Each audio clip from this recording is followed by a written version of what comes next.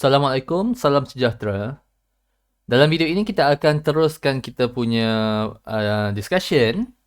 Kalau sebelum ini kita dah pun belajar equation of wave y is equals to a sin omega t plus minus kx. Y itu menunjukkan position ataupun displacement of the particle pada wave, kan?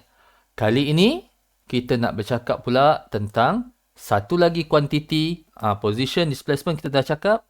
Sekarang ni kita nak cakap tentang velocity. So, kalau ada displacement, ada position dan partikel itu bergerak, wave itu bergerak, mestilah kita boleh bincangkan tentang velocity. Dan ada dua jenis velocity yang kita nak bincangkan dalam topik ini, topik wave. Velocity yang pertama adalah velocity of the wave ataupun wave propagation velocity.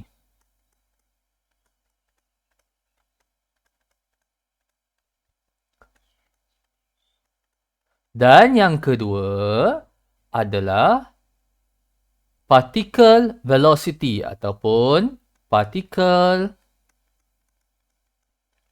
vibrational velocity.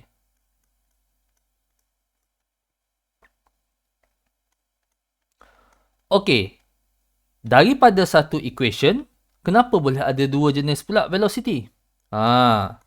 So, kita nak kena tengok apa dia terlebih dahulu wave propagation velocity dan apa dia particle vibrational velocity. Kedua-dua velocity ini ada kaitannya dengan pergerakan wave. Okey, sekarang kita akan tengok satu simulation yang mana dalam simulation ini saya ada satu oscillator di sebelah kiri dan oscillator ini generate wave dan wave itu bergerak ke kanan keluar tingkap, dia keluar ke tingkap itu. Okey. Jadi kalau awak tengok daripada kiri ini, wave itu ada velocity bergerak ke kanan keluar daripada tingkap ni. Nampak ni? Ni dia bergerak kan? Itulah wave propagation velocity. Okay, dalam erti kata lain, wave propagation velocity is the velocity of the wave profile. So maksudnya, berapa laju wave ini bergerak keluar? Itulah yang dimaksudkan dengan wave propagation velocity. So, sama juga dalam kes-kes yang real life. Contohnya, ombak. Tsunami contohnya. Ombak ada bergerak dengan kelajuan. Menghentam pantai. Jadi, itu yang kita panggil hal laju gelombang ataupun velocity of the wave. Itu yang pertama. Selesai dah velocity of the wave? Yang ini velocity of the wave profile yang bergerak ke kanan ini. Dia keluar bergerak ke kanan. Okey, yang kedua. Particle vibrational velocity. Wave ini bergerak keluar kerana ada interaction di antara partikel pada medium. Dalam kes contoh simulation ini, medium saya adalah string. Dan dalam string ini ada partikel. Dan dalam simulation ini kita bayangkan partikel itu seperti biji-biji manik. Ada yang warna merah, ada yang warna hijau. Mari kita perhatikan satu manik yang warna hijau ini. Manik yang kedua yang warna hijau ini. Manik ini bergerak. Ataupun dalam kes ini partikel. Partikel ini bergerak ke atas dan ke bawah. Okey. Dan dia bergerak dan berayun ini dalam simple harmonic motion. Jadi, ada dua benda. Yang pertama tadi, wave velocity dia bergerak keluar. Wave profile dia bergerak keluar. Kita nampak ombak ni bergerak keluar.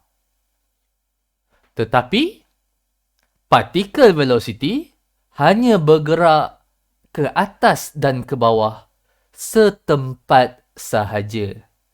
bintik manik partikel yang warna hijau yang kedua ini ataupun mana-mana partikel yang ada dalam tali ini tidak bergerak keluar. Dia cuma berayun in a simple harmonic motion up and down sahaja. So sebab itulah kita nak bincang dua equation. Yang pertama sekali equation wave yang bergerak ke kanan.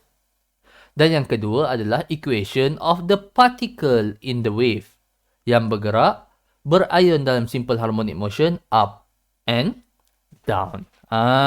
Itu dia. So, by definition, velocity of the wave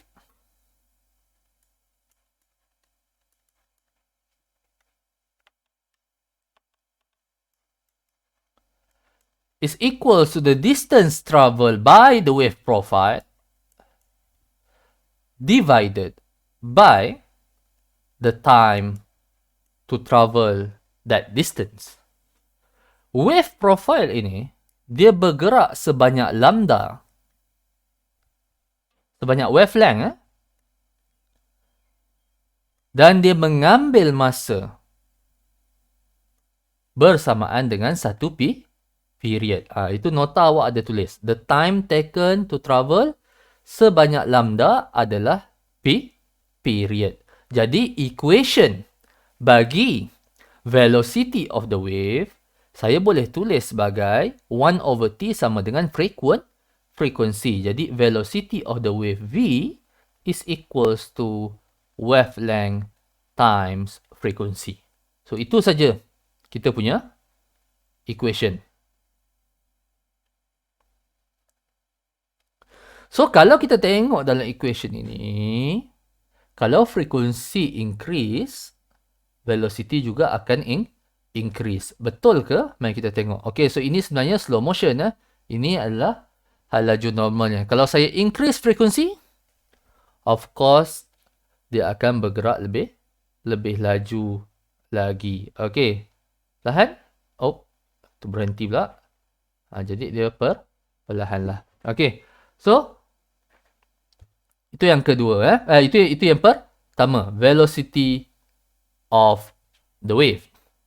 Yang kedua pula adalah velocity of the particle. Now, particle oscillate in simple harmonic motion. So, equation position of the particle, kita dah belajar sebelum ini, iaitu y is equals to a sin omega t plus minus kx. Untuk kita dapatkan equation of the velocity of the particle, okay, by definition, velocity is the rate of change of the displacement of the particle dy over dt. Jadi, kita differentiatekan saja function a sin omega t plus minus kx. So, d over dt a sin omega t plus minus kx. Okay, sebelah t, okay, sebab kita nak differentiate with respect to t, so kita kena tengok apa dia yang ada sebelah t. Yang ada sebelah t adalah omega. Okay, jadi omega tu akan bawa keluar. So, v is equals to, a dah selesai kat luar. A kekalkan kat luar, omega bawa keluar, jadi a omega. Differentiate sign dapat cos. Okay. Yang apa-apa dalam sign itu kita kekalkan. Omega t plus minus kx. Omega t plus minus kx. Nah, ini adalah equation of the particle vibrational velocity in terms of times and displacement x. Okay, so ada dua kuantiti yang biasanya awak kena masukkan. Soalan kena bagi awak. Yang pertama sekali, the time dan juga displacement ataupun position of the particle x. Ada juga satu lagi equation. Nah, sebab ini adalah equation yang kita dah pun bincangkan dalam simple harmonic motion hari tu. Awak tengok balik video 8. Okay, yang ini Video berkaitan dengan velocity as a function of time. Inilah dia equation dia. Sama saja. Pasal apa? Particle tu vibrate dengan simple harmonic motion. Okey.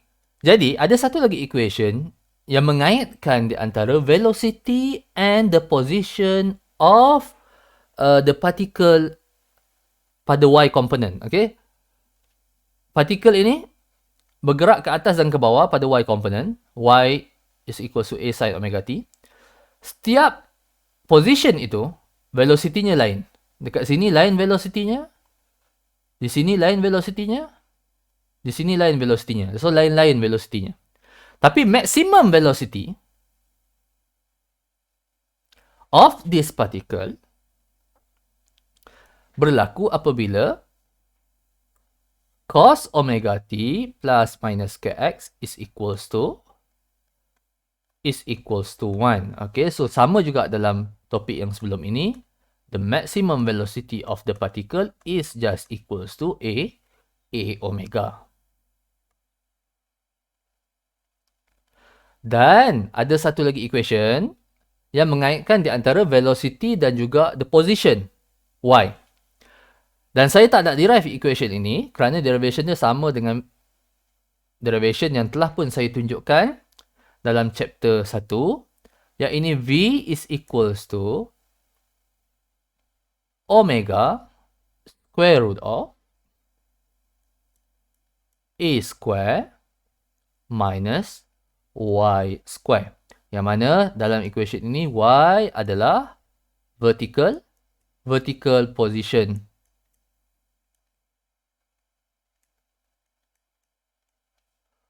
of the particle. Okay, kat mana particle itu berada pada Y component. So, itulah dia equation yang mengaitkan di antara velocity dan juga Y. Okay, so ada dua equation kat sini. So, ingat, bila kita sebut tentang velocity, bila soalan sebut tentang velocity, tengok soalan tu tanya wave velocity ke ataupun particle velocity. Okay. Dan saya dah pun bincangkan tentang perbezaan kedua-dua velocity ini dari segi apakah dia wave velocity dan juga particle velocity dalam video ini. Itu saja. Sekiranya ada apa-apa soalan, boleh tanya saya dalam ruangan komen. Dan kalau awak ada belajar sesuatu daripada video ini, jangan lupa untuk like, share dan juga subscribe Matriculation Physics channel untuk lebih banyak lagi video. Sekian, terima kasih.